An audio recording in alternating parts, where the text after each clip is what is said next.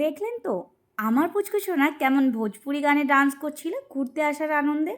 এইরকম মনোরম দৃশ্য দেখতে দেখতে পৌঁছে গিয়েছিলাম দীঘা মেরিন ড্রাইভে। দীঘার আসার আনন্দে ভোরে উঠে তেমন কিছু না খেয়েই খালি পেটে বেরিয়ে পড়েছিলাম বাড়ি থেকে। তাই এখানে নিয়ে নিয়েছিলাম এক কাপ ভাঁড়ের চা আর একটা বিস্কিট। আর সেই সকাল থেকে রয়েছি খালি পেটে, এই এক কাপ চা বিস্কিট দিয়ে হয় নাকি, তাই ব্রেকফাস্টটা সেরেছিলাম দোসা দিয়ে।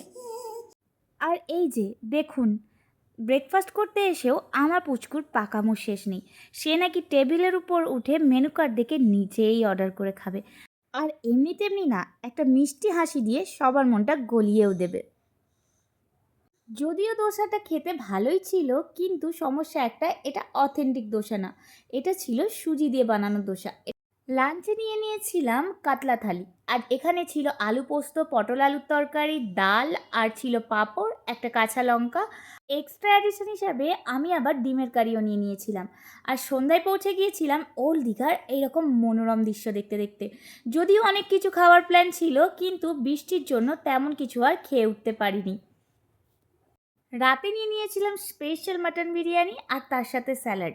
এই স্পেশাল মাটন বিরিয়ানিটা দুজন শেয়ারেবল, আর মাটনের পিসটাও ছিল দুর্দান্ত সফট, ওয়েল কুকড, আর খেতে অসাধারণ। সব মিলিয়ে আমার দিনটা তো বেশ ভালোই কাটলো। আপনাদের ভিডিওটা কেমন লাগলো কমেন্ট করে জানান, আর লাইক, শেয়ার, সাবস্ক্রাইব করতে একদমই ভুলবেন না।